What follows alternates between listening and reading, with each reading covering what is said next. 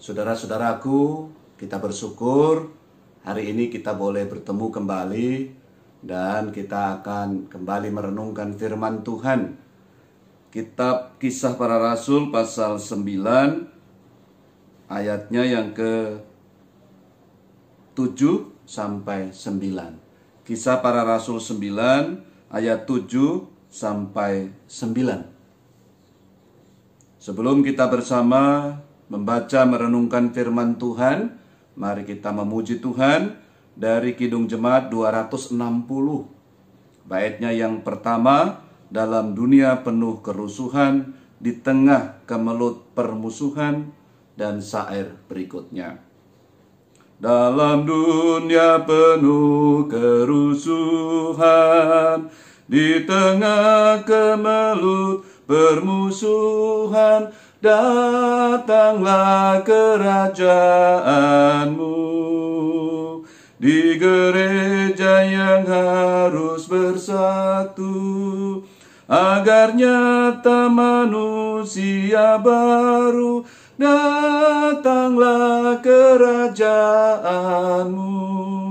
Datanglah, datanglah, datanglah kerajaanmu.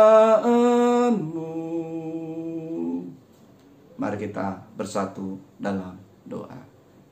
Tuhan, dalam pertemuan kami, dalam perenungan saat ini, kami hendak membaca, merenungkan firman Tuhan.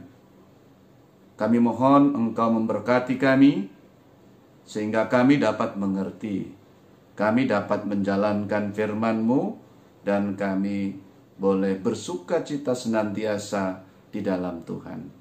Berfirmanlah kepada kami Tuhan, kami anak-anak-Mu sedia mendengarnya. Amin. Kitab Kisah Para Rasul 9 ayat 7 sampai 9. Saya baca bagi kita. Maka termangu-mangulah teman-temannya seperjalanan, karena mereka memang mendengar suara itu, tetapi tidak melihat seorang juga pun. Saulus bangun dan berdiri, lalu membuka matanya, tetapi ia tidak dapat melihat apa-apa. Mereka harus menuntun dia masuk ke Damsyik. 3 hari lamanya ia tidak dapat melihat, dan 3 hari lamanya ia tidak makan dan minum. Demikianlah firman Tuhan. Amin. Saudara-saudaraku, setelah kita menerima Kristus yang bangkit, gitu ya, kita terjamin kemenangan. Kita terselamatkan.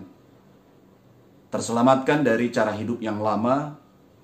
Mungkin orang mengandalkan segala usahanya untuk selamat. Tetapi mereka kini telah menang bersama dengan Kristus, dan mereka hidup baru dengan anugerah itu. Menjadi rendah hati, menjadi seorang yang selalu mengucap syukur, karena dengan keselamatan itu dia boleh membangun kehidupannya. Pertanyaannya, apakah keselamatan itu hanya untuk dirinya?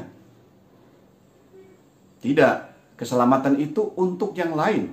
Sebab karya Kristus itu tertuju kepada dunia ini. Inilah yang membawa kita merenungkannya. Bagaimana karya Allah itu tertuju begitu rupa? Keselamatan itu sampai kepada banyak orang. Lalu Allah memilih. Dengan Roh Kudusnya ia bekerja kepada orang-orang pilihan untuk menyampaikan kepada yang lain.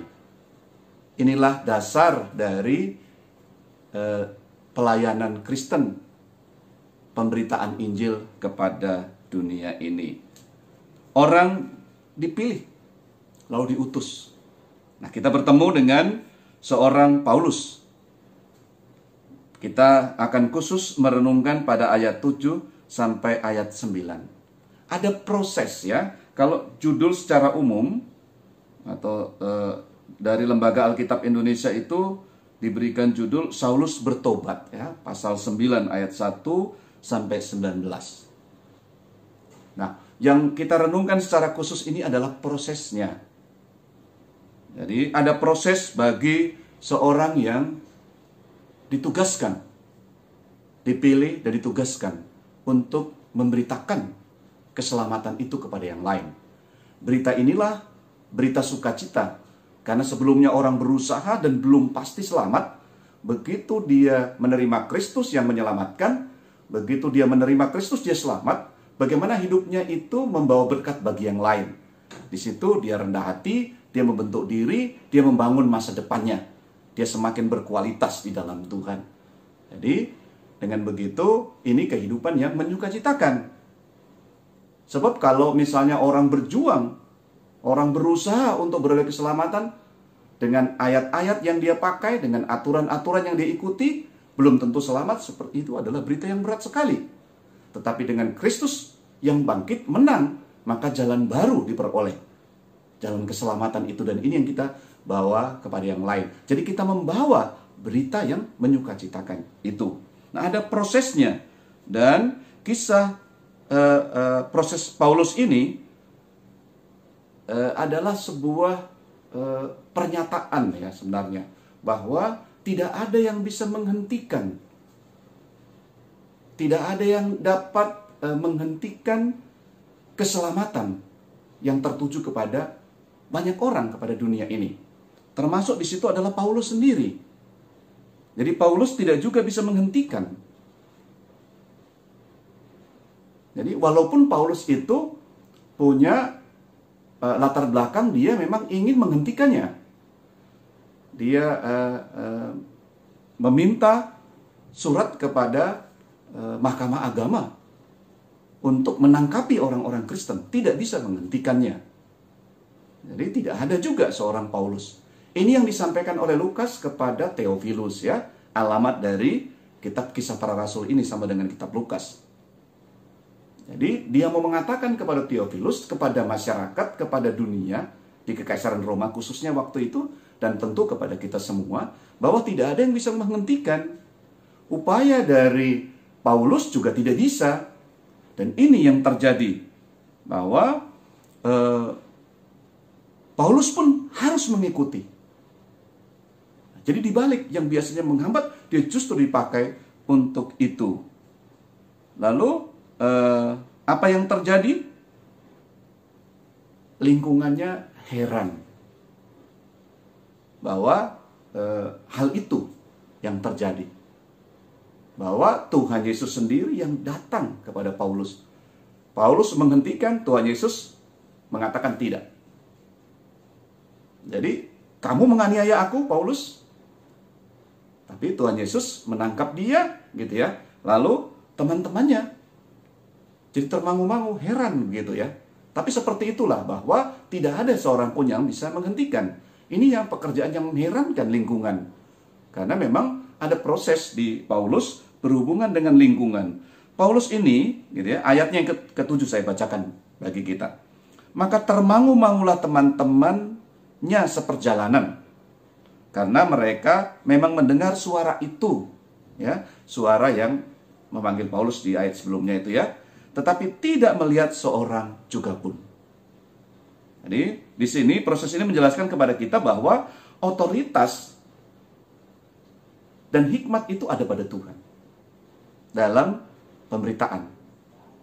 Jadi bukan kepada lingkungan, bukan kepada teman, dan dia sangat bersifat pribadi, bukan kepada keluarga, tetapi benar-benar kepada Paulus. Nah, itu sebabnya dia seperti halnya murid yang lain dalam pembentukan 12 murid itu, kalau mengikut itu, dia harus meninggalkan semuanya. Sehingga tinggal dia bertemu dengan Tuhan untuk berproses begitu rupa. Itu Lukas pasal 9 ayat 23. Katanya kepada mereka semua, setiap orang yang mau mengikut aku, ia harus menyangkal dirinya, memikul salibnya setiap hari, dan mengikut aku. Nah, ini juga berlaku bagi Paulus. Dia harus menyangkal dirinya yang sebelumnya dia adalah seorang penghambat gitu ya. Dengan cara pandangnya, dengan paradigmanya tentang beragama. Lalu dia mengikut apa yang Tuhan mau. Di situ proses yang ada. Ini saya ingat ketika saya reuni SMA beberapa tahun yang lalu. Teman-teman saya itu senang sekaligus heran ya.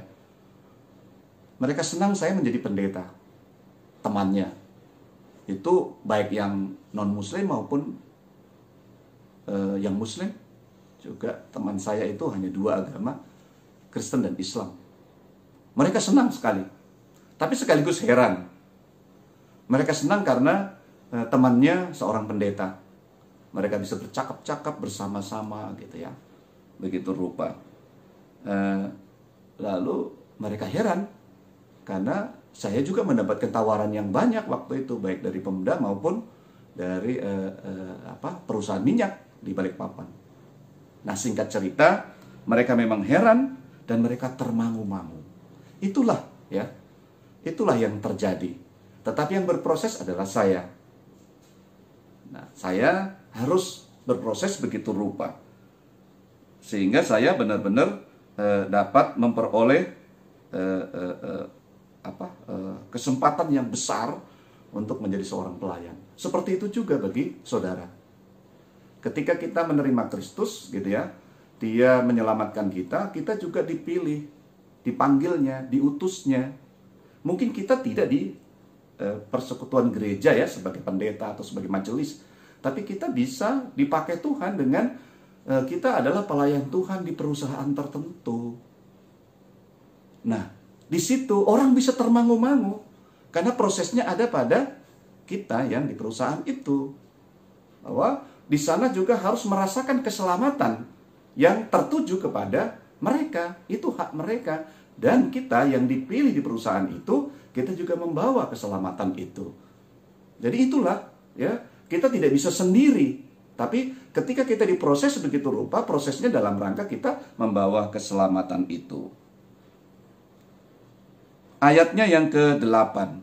Saulus bangun dan berdiri.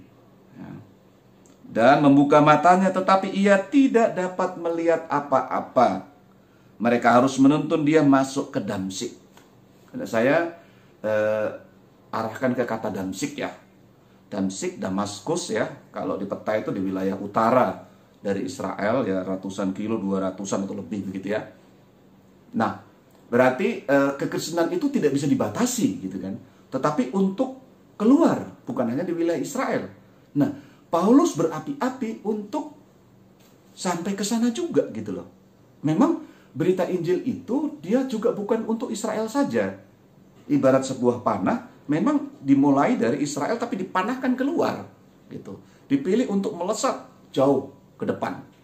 Nah, ketika kata Damsyik di luar Israel, maka memang disitulah rencana Tuhan juga agar Paulus itu dipilih secara khusus untuk orang-orang non-Yahudi.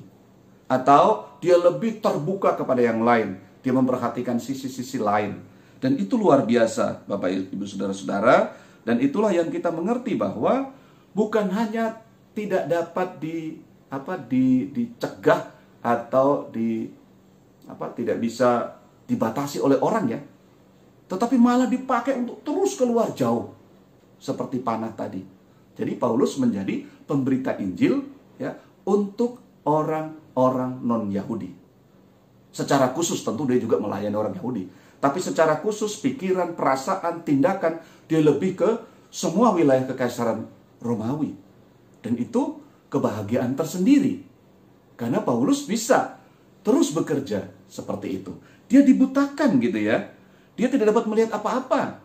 Dia juga tidak boleh sombong. Itu sudah kita renungkan beberapa waktu yang lalu untuk ibadah hari Minggu ya. Bahwa cukuplah kasih karuniaku gitu ya, kata Tuhan. Supaya apa? Tidak ada keangkuhan, tidak ada kesombongan, tetapi betul-betul dengan rendah hati dia berperan begitu rupa ya. Jadi dia tidak dapat melihat apa-apa begitu ya. Itulah dia harus menjalankan tugasnya dengan sebaik-baiknya. Jadi bukannya dia mengabaikan, tapi itu ya. Jadi dia betul-betul, sekali lagi kata Damaskus yang saya, atau Damsyik ya, perjalanan ke Damsyik, itu yang saya merenungkan di sini. Nah, dalam pemberitaan itu Paulus berinteraksi dengan masyarakat dan dia tetap rendah hati dan terus membangun. Begitu. Jadi tidak ada yang dapat membatasi, apalagi menghentikan ya. Justru Paulus ini bukan hanya di Israel, tetapi dia justru keluar wilayah itu. Itulah panggilan dan pengutusan Paulus. Jadi ada prosesnya begitu rupa. Ayatnya yang ke-9, 3 hari lamanya ia tidak dapat melihat, dan 3 hari lamanya ia tidak dapat makan dan minum ya, makan dan minum. Paulus patut merenungkan memang ya. Dia buta, tidak makan, tidak minum ya. Maksudnya dia belum dicelupkan matanya ya. 3 hari 3 malam. Dia tidak makan, tidak minum. Tentu pergumulan yang besar sekali, ada perubahan yang akan terjadi. Nah, proses inilah yang kita renungkan. Nah, jadi dia sampai tidak dapat makan dan minum. Tentu berat sekali gitu ya. Nah, berat sekali. Padahal ada teman-temannya juga di seperjalanan itu kan, dia bisa diberikan makan dan minum. Tetapi karena beratnya dan tekanan luar biasa, dia ingin menghambat, tapi justru dia dipakai untuk melebarkan kerajaan Allah. Jadi tentu sangat berat sekali. Dan kita tahu bahwa dalam pergumulan itu Paulus sekitar 13 tahun dia itu ada di tanah Arab untuk merenungkan bagaimana dia setelah ini. Nah, prosesnya ini panjang, dan inilah pergumulan seorang pemberita. Dia akan dengan sungguh-sungguh mempertimbangkannya dan dengan tekad yang kuat untuk mewujudkannya. 13 tahun adalah masa pendidikan, terutama hubungan dengan Tuhan yang luar biasa. Paulus memang seorang ahli Alkitab, ya, kitab suci Perjanjian Lama tentunya yang ada waktu itu. Kemudian dia juga seorang Farisi, ya. Dia berpegang teguh pada Taurat dengan Misnahnya, aturan tambahan.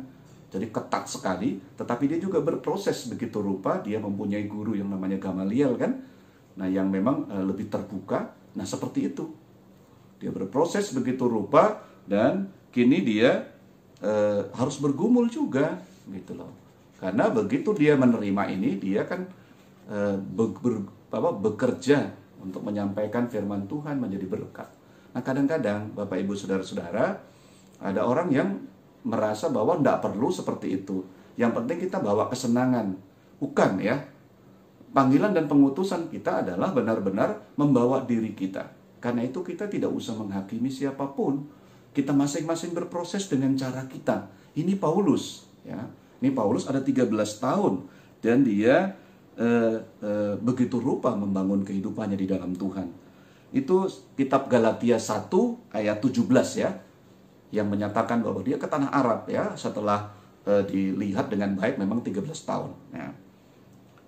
Galatia 1 ayat 17, juga aku tidak pergi ke Yerusalem mendapatkan mereka yang telah menjadi rasul sebelum aku, tetapi aku berangkat ke tanah Arab dan dari situ kembali lagi ke Damsyik. Jadi Paulus ini tidak diteguhkan oleh para rasul gitu ya. Nanti dia akan melaporkan ya di dalam sidang sinodenya gitu ya. Bertemu di Yerusalem bersama dengan Petrus dan para rasul yang lain. Tetapi dia langsung dari tanah Arab itu dia berproses ya. Dia berproses untuk memberitakan Injil. Jadi dia benar-benar diperbaharui oleh Tuhan, diproses oleh Tuhan. Yang lebih kurang 13 tahun itu dia benar-benar menggumulinya dan dia membangun tekad yang kuat untuk terus melayaninya. Kalau dia menerima Kristus yang bangkit, keselamatan itu tertuju kepada yang lain dan dia melakukan tugas untuk memberitakan. Di situ Paulus. Karena itu bagi Paulus, kalau aku hidup untuk Tuhan gitu ya. Kalau aku mati ya itu lebih bagus gitu. Tetapi kan memang Paulus diberikan kesempatan untuk hidup, dia melakukan tugasnya. Nah, ini dia. Ini sama dengan kita ya. Kita itu bergumul masing-masing dengan problem berbeda. Tetapi kita bertanggung jawab penuh atas kehidupan yang diberkati Tuhan ini. Siapapun kita, bagaimanapun keadaan. Jadi kita tidak usah menilai orang lain menurut cara pandang kita karena berbeda. Paulus berbeda, saya berbeda, jemaat berbeda, tidak apa-apa. Satunya majelis, unit misioner, rakyat jemaat biasa, tidak apa-apa, sama. Kita semua dipilih, dipanggil, dan diutusnya. Yang sama adalah bahwa Kristus itu mati untuk semua. Jadi kita memberitakan kematian dia, memberikan keselamatan bagi yang lain. Kalau Kristus mengalahkan kematian, mengalahkan dosa, maka saudara dan saya juga menang. Yang lain karena ada kita menjadi berkemenangan juga.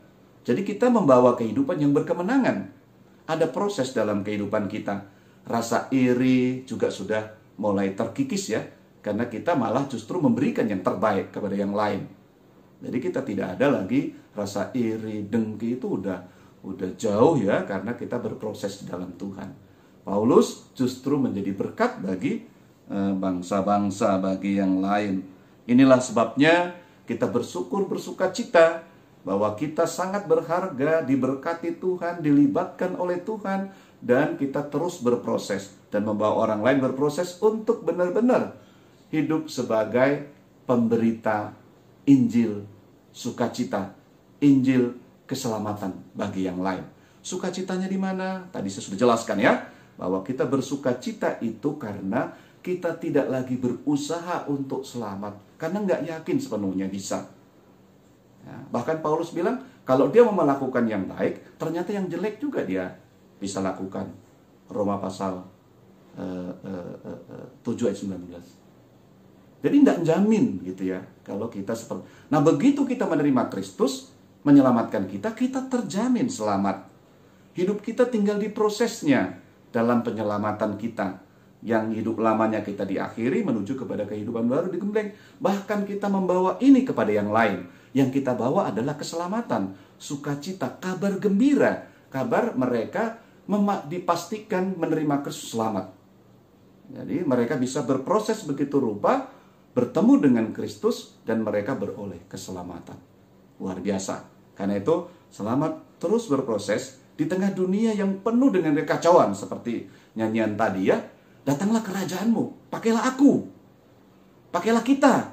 Ya, mari kita berproses dan bersedia diproses oleh Tuhan. Sehingga kebahagiaan juga tertuju kepada dunia ini. Kristus mati untuk dunia ini. Kita ya, sebagai muridnya diajak atau ditugaskan untuk membawa keselamatan itu. Karena itu kita adalah berkat bagi dunia ini. Selamat berproses. Selamat bergumul atas kehidupan saudara dan kita semua. Bagaimana proses itu berjalan. Terimalah dan bangunlah tekad kuat untuk membawa keselamatan itu kepada yang lain. Tuhan memberkati kita semua. Mari kita memuji Tuhan dari Kidung Jemaat 260, baitnya yang ketiga. Dalam hati dan mulut dan tangan, dengan kasih, dengan kebenaran, dan syair berikutnya. Dalam hati dan mulut dan tangan, dengan kasih, dengan kebenaran, datanglah kerajaanmu. Karena Kaulah yang empunya semua, demi Kristus umat-Mu berdoa, datanglah kerajaanmu. Datanglah, datanglah, datanglah kerajaanmu. Mari kita berdoa. Tuhan, terima kasih firman-Mu membawa kami untuk merenungkan proses yang dialami Paulus, juga yang kami alami. Untuk kami benar-benar dibentuk begitu rupa di dalam Tuhan. Kami menjadi alat-Mu, menjadi panah yang Engkau siap panahkan ke tempat lain. Kami membawa berita, kabar gembira bahwa Engkau memberikan kepastian keselamatan. Tinggal bagaimana kami umat manusia menerima dan berproses untuk diperbaiki, untuk diselamatkan sungguh-sungguh dari kehidupan yang lama kepada kehidupan yang baru di dalam Kristus yang berkemenangan itu. Izinkan kami Tuhan untuk mendoakan seluruh yang kami layani, siapapun yang kami temui, untuk mereka dapat menerima penyelamatan-Mu itu. Ketika kami di tengah perusahaan, cara kerja kami, etos kerja kami, tindak tanduk kami adalah berkat bagi mereka, karena mereka akan beroleh keselamatan. Mereka melihat, walaupun mereka termangu-mangu, tetapi mereka tahu bahwa mereka sedang bertemu dengan Tuhan yang mau menyelamatkan. Kami mohon juga berkat-Mu untuk gereja-Mu, baik sebagai pribadi maupun lembaga. Terkadang ya Tuhan, sebagai lembaga ada kendala-kendala berat yang menggerus, yang merusakkan. Lalu tugas tanggung jawab penyelamatan kepada yang lain tidak sepenuhnya diperjuangkan, dilakukan. Tetapi tuntutan-tuntutan organisasi. Karena itu kami doakan agar persekutuan jemaat kami dalam mengorganisasikan pelayanan, mereka tahu dan kami semua sadar bahwa yang utama adalah pelayanan kasih. Kami berdoa, biarlah semua disatukan begitu rupa untuk melayani. Sedangkan berorganisasi adalah alat. Tapi Engkau menghendaki kami kompak, kami satu begitu rupa. Karena itu kami juga berdoa untuk kesatuan kami, kekompakan kami, tanggung jawab kami membangun jemaat. Kami berdoa, kami pribadi lepas pribadi, gereja adalah orangnya. Agar kami benar-benar bertemu Tuhan. Kami diproses begitu rupa, dan kami bersama sebagai gereja-Mu terus melangkah ke depan membawa keselamatan itu, kegembiraan itu kepada yang lain. Dan kami percaya dengan perenungan ini kami semakin dikuatkan, karena kami juga bisa lemah. Kami juga dihiburkan ketika kami mengalami kegagalan-kegagalan, atau kami tidak bisa melakukan banyak perkara. Kami kini menyerahkan kepadamu ya Allah, yang sungguh-sungguh memberkati hidup kami di tengah dunia yang penuh dengan cobaan, dengan hambatan, dengan permasalahan. Karena itu kami juga doakan untuk dunia di mana kami Engkau tempatkan, Engkau utus, bumi yang kami cintai Indonesia ini, agar kami dapat bersama membawa sukacita keselamatan. Kami tidak membawa masalah, tetapi kami membawa berkat. Kami menawarkan hal yang sangat berharga, yaitu keselamatan yang adalah anugerah. Yang di situ kami jadi rendah hati, orang jadi saling mengasihi, saling menyayangi, dan membantu satu dengan yang lain. Biarlah Tuhan kami terus menjalankan hidup kami, dan proses itu terus terjadi. Kami semakin bahagia. Tolong mohon berkat-Mu juga untuk pergumulan kami, bagi jemaat kami, pelayan kami yang sakit, Ibu YK Gunawan, dalam proses perawatan. Tuhan memberkati, dia sembuh kembali dan bersama-sama kami melayani. Juga jemaat kami yang sakit, jemaat kami yang dalam proses persalinan, kami mohon ya Allah semua boleh berjalan dengan baik. Dan kami juga menyerahkan anak-anak kami, generasi kami terus ke depan. Mereka berkarya begitu rupa, mereka tidak ragu-ragu, karena mereka beroleh keselamatan sejati dan bersedia berproses sebagai anak Tuhan. Berkat-Mu juga untuk masa depan mereka. Anak-anak boleh mengikuti ujian-ujian, ulangan-ulangan, dan kami dukung mereka. Para guru, pendidik, dosen juga diberkati Tuhan dalam mendampingi anak-anak kami. Juga mereka belajar mengelola berkat-berkat Tuhan. Kami juga doakan supaya mereka kreatif dan membangun kehidupannya. Kami berdoa untuk negeri kami yang kami cintai, yang saat ini dilanda pandemi corona. Tuhan berkati upaya dari pemerintah untuk membantu kami. Juga kami semua warga bangsa ini boleh taat pada protokol kesehatan, dan kami bersama melawan pandemi ini. Kami menyerahkan seluruh keberadaan kami ke dalam tangan kasih-Mu. Terima kasih Tuhan, Engkau telah memberkati kami dan memberikan kebahagiaan, karena kami semua dalam proses pembentukan begitu rupa sebagai murid-Mu yang baik, untuk terus membawa kabar sukacita bagi yang lain. Beri kesehatan, kekuatan, dan damai sejahtera-Mu berlaku dalam kehidupan kami anak-Mu. Ini kami demi Putra-Mu Tuhan Yesus kami berdoa kepadamu. Amin. Terpujilah namanya. Tuhan memberkati kita semua.